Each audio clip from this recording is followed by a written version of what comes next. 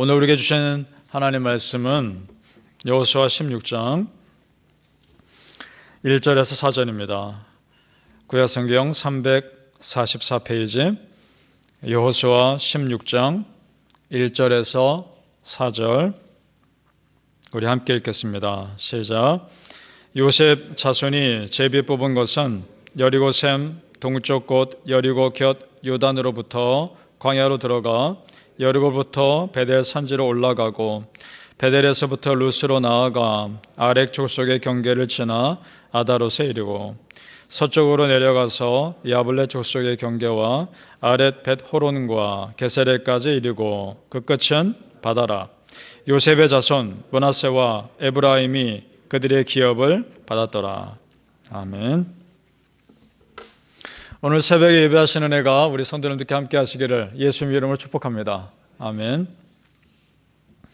자, 지금 이스라엘 백성들이 가나안 땅을 분배받는 과정 스토리가 계속 나오고 있습니다. 지난 시간에는 유다 땅에 분배받는 과정 나왔고 오늘은 므낫세와 에브라임 그리고 전체적인 내용은 에브라임 지파 내용입니다. 자, 그 중에서 이 모든 과정을 보면서 깨닫게 되는 것이 있는데 그것은 뭐냐 하면 믿음의 조상들의 선포가 그 후손들에게 어떤 영향을 주는지, 얼마나 큰 영향을 주는지를 깨닫게 된다는 겁니다.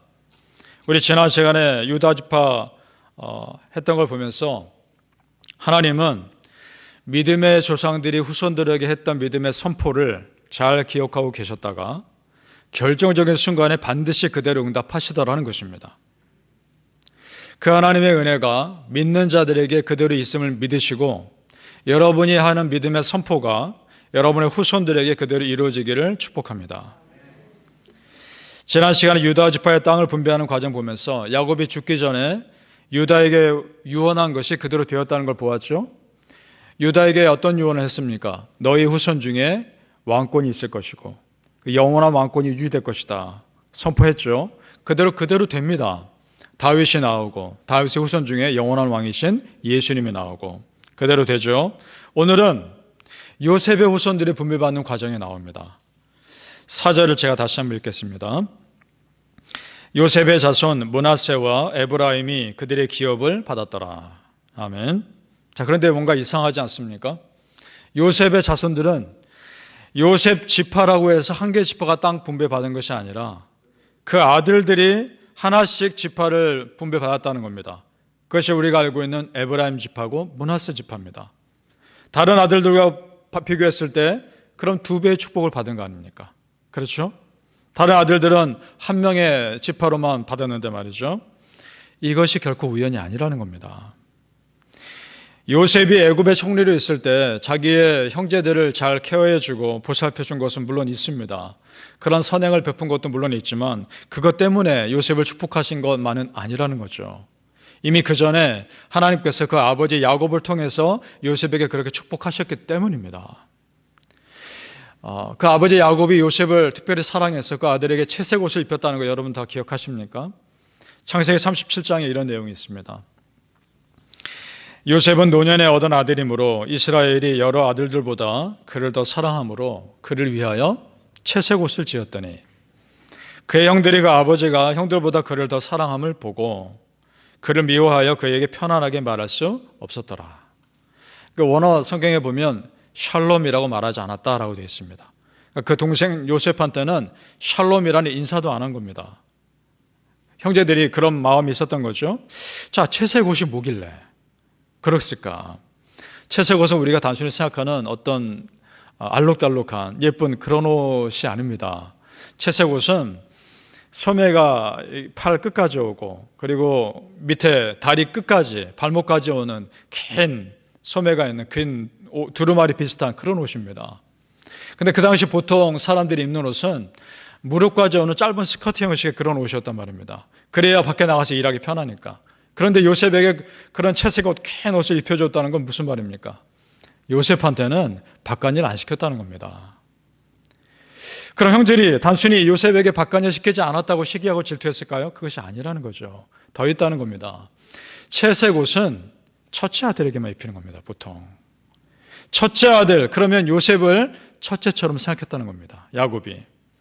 그리고 첫째 아들에게 주는 특권 중에 가장 중요한 특권이 뭐냐? 유산의 2배를 받습니다. 그거를 이미 그 아버지 야곱이 요셉에게 축복하고 있다는 거죠. 그러니 그 형제들이 요셉을 시기하고 죽이려까지 했던 거죠. 자, 여러분 지금 보십시오. 요셉이 실제 살아있는 동안에는 형들의 시기와 질투를 받고 애굽의 노예로 팔려갑니다. 물론 그곳에서 하나님이 축복하셔서 애굽의 총리가 되죠. 그런데 여러분, 그것과는 별개로 지금의 후손들이 땅을 분배받는 과정에서 다른 자손보다 2배 축복을 실제로 받은 거 아닙니까? 하나님은 그 조상의 축복을 잘 기억하고 계셨다가 가장 좋은 때에 반드시 이루신다는 것입니다. 믿습니까? 여러분, 지금 당장 내가 원하는 대로 되지 않아도 앞으로 이루실 것을 믿고 지금 믿음으로 선포하시기를 축복합니다. 성경에 나온 믿음의 조상들이요, 아무렇게나 말하고 선포한 것 절대 아닙니다. 충분히 기도했을 것이고 하나님의 영에 감동돼서 선포한 겁니다. 그리고 하나님은 그대로 이루어 주신 거죠. 하나님이 그 영에 감동하셨기 때문에 당신의 감동하신 그것을 약속 지키신 겁니다. 민수기 23장에 보면 이런 말씀이 있습니다. 민수기 23장 19절에 하나님은 사람이 아니시니 거짓말을 하지 않으시고 인생이 아니시니 후회가 없으시도다. 어찌 그 말씀하신 바를 행하지 않으시며 하신 말씀을 실행하지 않으시랴. 아멘. 이사야 14장 24절에는 또 이런 말씀이 있습니다. 만군의 여호와께서 맹세하여 이르시되 내가 생각한 것이 반드시 되며 내가 경영한 것을 반드시 이루리라. 아멘. 이 말씀이 여러분의 그대로 임하시길 축복합니다. 여러분, 우리가 성경 말씀에 근거한 행동, 결정, 언젠가는 반드시 이루어진다는 것을 믿으시기 바랍니다. 바로 우리 성도님들, 하나님 말씀에 근거하여 선포하고 행동한 그대로 여러분 삶이 이루어지는 은혜가 있으시기를 예수님 이름으로 축복합니다. 아멘. 자, 믿음의 조상들의 그 믿음의 선포가 후손들에게 영향을 미친다는 또 한 가지 사실이 있습니다. 오늘 땅을 분배받는 과정에서 전체 이 16장 한번 끝까지 쭉 읽어보시면 에브라임 지파의 내용이라는 걸 알게 됩니다. 에브라임 지파가 땅을 분배받는 과정에 유다 지파 다음으로 나오고 있습니다. 그렇단 얘기는 에브라임 지파가 유다 지파 다음으로 강한 지파라는 겁니다. 실제로 그렇고. 그런데 여러분, 요셉의 아들들 중에 첫째 아들은 에브라임이 아닙니다. 므낫세입니다. 므낫세가 첫째고 에브라임은 둘째입니다. 그런데 므낫세의 땅 분배가 먼저 나오지 않는다는 얘기는 에브라임 지파가 땅 분배를 먼저 받을 만큼 강성했다는 겁니다. 자, 여러분, 무슨 일이 있었을까요? 이것도 우연이 아니라는 겁니다. 요셉이 소식을 듣습니다. 어떤 소식이냐? 자기 아버지 야곱이 위독하다. 돌아가실 때가 거의 다 됐다. 그래서 자기 두 아들 데리고 갑니다. 아버지 돌아가시기 전에 아버지의 축복 기도를 받기 위해서. 그것도 믿음이죠. 므낫세와 에브라임 데리고 갑니다. 그래서 아버지의 축복 기도를 받고 아버지 옆에 두 아들들을 놓는데 야곱이 이상한 행동을 합니다. 보통 첫째 아들에게 오른손을 얹습니다. 그 다음 둘째 아들에게 왼손을 얹는데 둘째 아들인데 에브라임에게 손을 얹는다는 겁니다. 당연히 요셉은 므낫세를 오른쪽에 놓았겠죠. 그랬더니 야곱이 어떻게 합니까? 손을 어긋맞겨서 오른손을 둘째 아들에게 얹었단 말이죠. 그걸 바꾸려고 했지만 야곱도 그걸 압니다. 몰라서 그렇다는 것이 아니라는 겁니다. 그러면서 끝까지 둘째 아들 에브라임에게 오른손으로 축복하고 첫째 므낫세에게 왼손으로 축복합니다. 그러면서 이렇게 말하죠. 창세기 48장 19절 20절입니다. 그의 아우가 그보다 큰 자가 되고 그의 자손이 여러 민족을 이루리라 하고 에브라임을 므낫세보다 앞세웠더라. 아멘. 누가요? 야곱이. 그리고 그대로 됩니다. 실제로 에브라임 지파가 이스라엘의 남과 북으로 나눴을 때 남쪽은 유다 지파가, 북쪽은 에브라임 지파가 주도합니다. 그러면서 서로 힘을 과시하죠. 자, 오늘 말씀 보면서 오늘 어떤 생각 드십니까? 믿음의 조상의 축복의 선포가 후손들에게 실제적인 영향이 있다는 것을 우리는 믿어야 한다는 사실입니다. 그걸 믿으시길 바랍니다. 우리도 마찬가지입니다. 우리의 후손들에게 그리고 주변 사람들에게 믿는 자로서 내가 어떤 믿음의 선포를 하느냐가 중요한 것입니다. 따라 여러분 할 수 있는 한 믿음의 말을 하시길 바랍니다.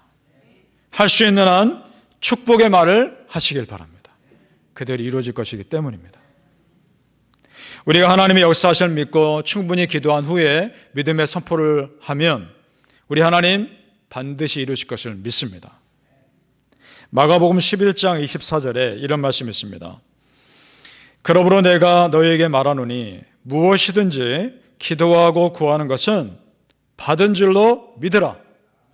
그리하면 너희에게 그대로 되리라. 아멘. 사랑하는 성도님들, 우리의 믿음의 기도와 선포가 실제로 우리의 삶에 이루어지는 은혜를 누리시기를 예수님 이름으로 축복합니다. 아멘. 기도하겠습니다.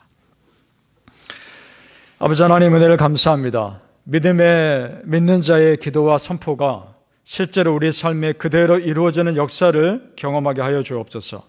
우리 입에서 믿음의 선포가 나오고 믿음의 축복이 나왔을 때 그것이 우리의 후손들에게 또한 그대로 이루어지는 은혜를 경험하게 하여 주시옵소서.